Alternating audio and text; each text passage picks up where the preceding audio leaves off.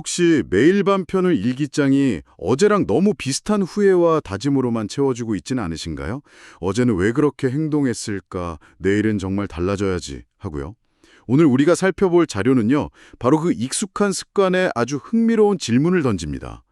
어쩌면 우리를 성장시킬 거라고 믿었던 그 일기가 자신도 모르게 스스로를 다람쥐 쳇바퀴 안에 가두고 있을지도 모른다는 이야기거든요. 한번 깊이 파고들어보죠. 네, 오늘 우리가 함께 분석해 볼 내용은 일기 쓰기라는 아주 친숙한 행위에 대한 근본적인 재검토라고 할 수 있어요. 많은 분들이 일기는 반성이라는 공식을 거의 무의식적으로 받아들이시죠. 그런데 오늘 들여다볼 이 글의 저자는 그 공식이 오히려 우리를 미묘하게 갉아먹을 수 있다고 경고하고 있습니다. 그래서 오늘은 그 이유가 대체 무엇인지, 그리고 이 쳇바퀴에서 벗어나서 우리를 진짜 긍정적인 방향으로 이끌어줄 새로운 일기 쓰기 방식은 무엇인지 아주 구체적으로 탐색해보려고 합니다. 사실 반성이라는 단어에 대해 우리가 좀 오해하고 있다는 지점부터 시작하더라고요. 저만 해도 반성하고 성찰해야 더 나은 사람이 된다고 거의 평생을 배워왔거든요. 그래서 매일의 잘못을 이렇게 되짚어보고 이건 잘못했네 후회하고 내일은 잘하자 다짐하는 게 당연한 일기 쓰기라고 생각했어요. 바로 그 지점이 핵심적인 오해의 시작일 수 있다는 거예요. 이 글에서 아주 재미있는 어원 분석을 하는데요. 우리가 흔히 쓰는 반성이나 성찰은 영어로 reflect라는 한 단어에 해당하잖아요. 네네, 그렇죠. 이 단어의 어원을 뜯어보면 다시 re랑 돌아보다 reflect의 합성어일 뿐이에요. 즉, 그 대상이 잘했는지 못했는지 같이 판단을 하라는 의미는 전혀 포함되어 있지 않다는 거죠. 그냥 돌아보는 행위 그 자체군요. 맞습니다. 성찰의 본질은 자신을 야단치고 잘못을 들춰내는 게 아니라 그저 일어났던 일을 깊이 있게 다시 돌아보는 행위 그 자체라는 겁니다. 잠시만요. 그 부분은 정말 의외인데요. 저는 반성을 많이 할수록 더 발전한다고 믿었는데 그게 오히려 무신경한 상태를 만든다니 이 부분은 좀 더 자세한 설명이 필요할 것 같아요. 왜 그런 결과로 이어지는 거죠? 아주 좋은 질문이에요. 자료에 따르면 매일 비슷한 잘못을 지적하고 비슷한 다짐을 하는 행위가 반복되잖아요. 그럼 우리 뇌는 그걸 더 이상 중요한 신호로 받아들이지 않게 된다고 해요. 일종의 다짐 인플레이션이 발생하는 거죠. 내일부터 일찍 일어나야지라는 다짐이 한 100번쯤 반복되면 그 문장은 더 이상 행동을 촉발하는 힘을 잃는 거예요. 그냥 의미 없는 소음처럼요? 네, 그냥 소음이 돼버리는 거예요.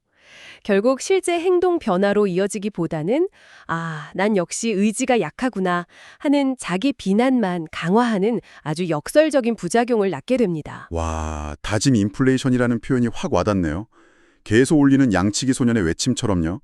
돌아보면 저도 새해 다짐이 작심삼일로 끝날 때마다 역시 난 안 돼 라고 자책했던 것 같아요. 그게 바로 스스로 쳇바퀴가 갇히는 순간이었군요.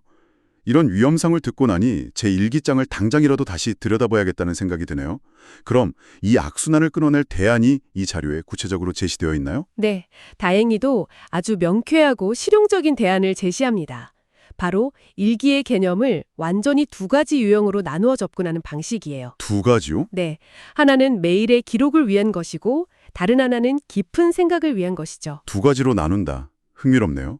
그럼 첫 번째 유형부터 한번 살펴볼까요? 첫 번째 유형은 저자가 일상 한 줄 기록이라고 부르는 건데요. 우리가 흔히 아는 일지에 가까운 방식입니다. 말 그대로 아침에 눈을 뜬 순간부터 잠들기 직전까지 있었던 일을 사실 그대로 목록처럼 쭉 나열하는 거예요. 저자는 적게는 20개에서 많게는 40개까지도 쓴다고 하죠. 솔직히 말씀드리면 하루에 20개에서 40개를 나열하는 게 처음에는 좀 막막하고 지루하게 느껴질 수도 있겠어요. 출근했다, 점심 먹었다, 퇴근했다. 이런 식으로 쓰는 게 무슨 큰 의미가 있을까 하는 의문이 들기도 하고요. 충분히 그렇게 생각하실 수 있어요. 그런데 저자가 이 방법을 제안하는 데에는 아주 중요한 심리학적 이유가 있습니다. 혹시 밤에 이불 속에 누워서 하루를 돌아보면 유독 안 좋았거나 아쉬웠던 기억이 더 선명하게 떠오르는 경험 없으신가요? 맨날 그렇죠. 이게 바로 우리 뇌가 생존을 위해 부정적인 정보에 더 민감하게 반응하는 부정성 편향 때문이거든요. 가만히 생각에만 맡겨두면 이 편향 때문에 하루 전체가 온통 회색빛이었던 것처럼 왜곡될 수 있는 거죠. 아, 그래서 일부러라도 사실을 쭉 나열해보라는 거군요. 머릿속에 부정적인 편집장이 멋대로 하이라이트 영상을 만들기 전에 촬영된 원본 필름을 전부 다 돌려보는 작업 같은 거네요. 정확한 비유입니다. 실제로 있었던 일을 구체적으로 기록하다 보면 아, 맞다. 오전에 동료가 커피 사주면서 응원해줬지? 점심 먹고 산책할 때 햇살이 참 좋았네.처럼 잊고 있던 긍정적인 순간들이 훨씬 더 많았다는 사실을 객관적으로 깨닫게 된다고 해요. 와, 이것이 바로 균형 잡힌 성찰을 위한 단단한 토대를 마련해주는 작업인 셈이죠. 그냥 쓰는 것만으로도 하루에 대한 인식이 바뀔 수 있겠네요. 맞아요. 그리고 저자는 이 토대 위에 몇 가지를 더 쌓아 올리라고 조언해요. 바로 칭찬과 감사를 별도로 기록하고 하루를 4가지 관점으로 정리해보는 습관이에요. 좋았던 것, like, 부족했던 것, lack, 깨달은 것, learn, 그리고 더 이어가고 싶은 것, long for.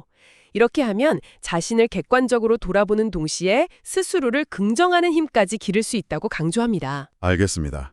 그럼 매일 쓰는 일상 한 줄 기록이 하루를 객관적이고 긍정적으로 복귀하는 역할을 하는 거군요.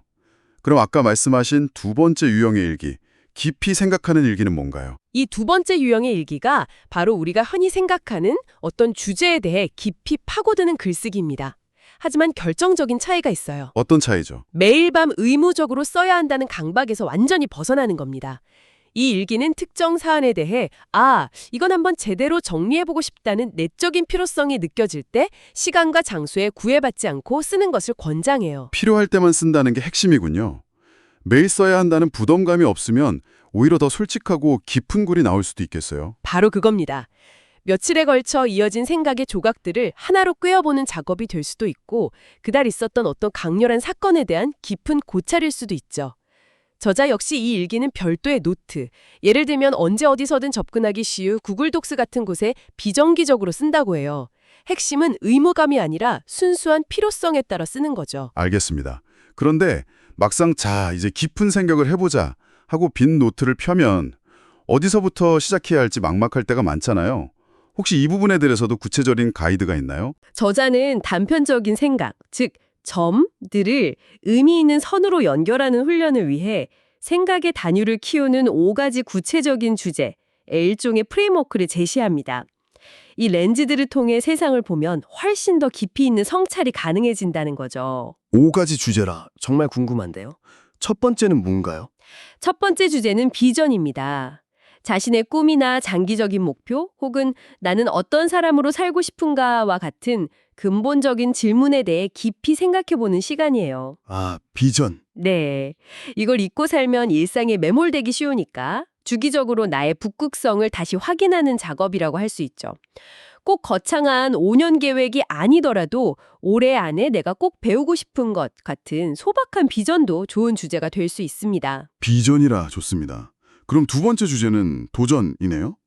그런데 이건 아까 우리가 피해야 한다고 했던 반성일리와 좀 비슷하게 들리기도 하는데요. 아주 날카로운 지적이에요. 그리고 그 차이를 아는 게 정말 중요합니다. 도전에 대한 성찰은 내가 뭘 잘못했나를 따지는 자기 비판이 아니에요. 그런 게 아니군요. 네. 현재 겪고 있는 어려움이나 이미 끝난 도전의 전 과정을 복귀하면서 프로세스를 분석하는 것에 가깝습니다. 예를 들어 발표를 망쳤다에서 끝나는 게 아니라 준비 과정의 어떤 부분에서 불안을 느꼈지? 실제 발표 때 청중의 어떤 반응에서 가장 흔들렸을까? 이번 경험을 통해 다음 발표 때 보완할 점은 무엇일까?처럼 실패를 자책의 대상이 아닌 학습의 데이터로 삼는 거죠. 이제 차이가 명확히 이해되네요. 자책이 아니라 분석이군요. 세 번째 주제는 창의, 크리에이티비티인데 이건 저처럼 창의적인 일이랑 거리가 먼 사람도 쓸 게 있을까요? 그럼요. 저자는 여기서 말하는 창의를 아주 넓게 정의해요. 꼭 예술 작품을 만드는 것만이 아니라 회사에서 새로운 프로젝트를 구상하는 것, 집안의 가구 배치를 바꿔보는 아이디어, 이런 것들 다 포함이거든요. 심지어 전혀 상관없어 보이던 2가지 지식을 연결해서 새로운 깨달음을 얻는 것까지 모두 포함합니다. 이 일기는 누구의 평가도 받지 않는 나만의 아이디어 실험실이자 안전한 놀이터가 되어주는 거죠. 그렇군요. 네 번째 주제는 경험이네요. 이건 매일 쓰는 일상 한 줄 기록이랑은 어떻게 다른가요? 일상 한 줄 기록이 그날 있었던 일에 스냅샷을 찍는 거라면 경험에 대한 깊은 성찰은 그중 한 장의 사진을 골라 깊이 들여다보는 다큐멘터리를 찍는 것에 비유할 수 있어요. 아, 다큐멘터리. 네, 예를 들어 친구와 만나 즐거운 대화를 나눴다는 기록에서 한 걸음 더 나아가서 왜 그 대화가 나에게 그토록 큰 힘이 되었을까? 아, 내가 깊은 연결이라는 가치를 중요하게 생각하는구나. 최근에 그런 관계가 부족했구나. 와 같이 특정 경험이 나의 어떤 내면의 가치관이나 욕구와 연결되는지를 추적해 보는 겁니다. 마지막 5번째 주제는 감정, 이모션이군요. 이건 정말 중요한 것 같아요. 맞습니다. 여기서 저자가 강조하는 건 순간적으로 휙 지나가는 감정이 아니라 한동안 나를 떠나지 않고 지속되는 감정의 근원을 탐색해 보는 거예요. 요즘 계속 마음 한구석이 불안한데 이 감정은 어디서부터 시작된 걸까 하고 질문을 던지는 거죠. 스스로한테요. 네. 일 때문인지 관계 때문인지 혹은 채워지지 않는 어떤 욕구 때문인지 스스로의 감정에 대한 심리 탐정이 되어보는 시간이라고 할 수 있습니다. 들어보니까 이 5가지 주제는 그냥 막연히 생각해봐야지 하는 것과는 차원이 다르네요. 마치 생각의 내비게이션처럼 어디로 가야 할지 명확한 방향을 알려주는 것 같아요. 정확해요. 저자도 처음에는 이 주제들이 낯설 수 있으니 이번 주에는 비전과 감정에 대해 한 번씩 써볼까 하는 식으로 의식적으로 시도해보라고 조언합니다. 이 방식이 몸에 익으면 피상적인 감상에서 벗어나 진정한 나를 발견하는 진정한 의미의 성찰 일기를 쓸 수 있게 된다는 것이죠. 자, 그럼 한번 정리를 해보겠습니다. 오늘 우리가 살펴본 새로운 일기 쓰기 방식의 핵심은 일기를 이원화하는 거네요. 매일 쓰는 일상 한 줄 기록과 칭찬 감사를 통해 하루를 객관적이고 긍정적으로 돌아보고 비전, 도전, 창의, 경험, 감정이라는 5가지 주제를 활용한 깊은 성찰은 정말 필요할 때마다 비정기적으로 기록하는 것. 네, 완벽한 정리입니다.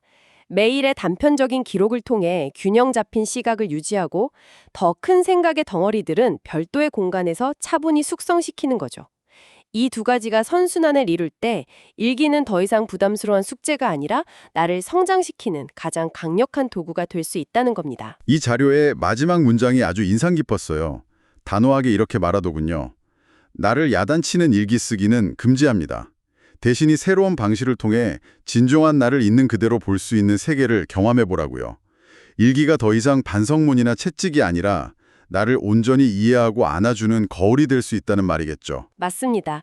일기 쓰기의 패러다임을 자기 비판에서 자기 이해로 전환하자는 아주 중요한 제안이죠. 오늘 이 내용은 무엇을 어떻게 기록할지에 대한 아주 실용적인 틀을 제공해 주었습니다. 그런데 여기서 한 가지 질문이 더 생겨나는 것 같아요. 어떤 질문이죠? 이 일기들이 단순히 과거를 기록하고 현재를 이해하는 데서 그치지 않을 수도 있겠다는 생각이요. 아주 흥미로운 지점이네요. 만약 당신의 일기가 더 이상 과거의 기록물이 아니라 비전이나 도전 같은 주제를 다루는 생각의 실험실이 된다면 어떨까요?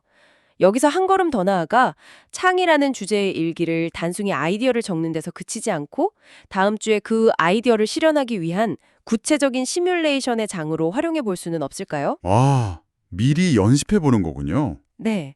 혹은 도전 항목에 앞으로 예상되는 어려운 대화를 미리 써보면서 가장 현명한 답변을 미리 연습해 볼 수도 있겠죠.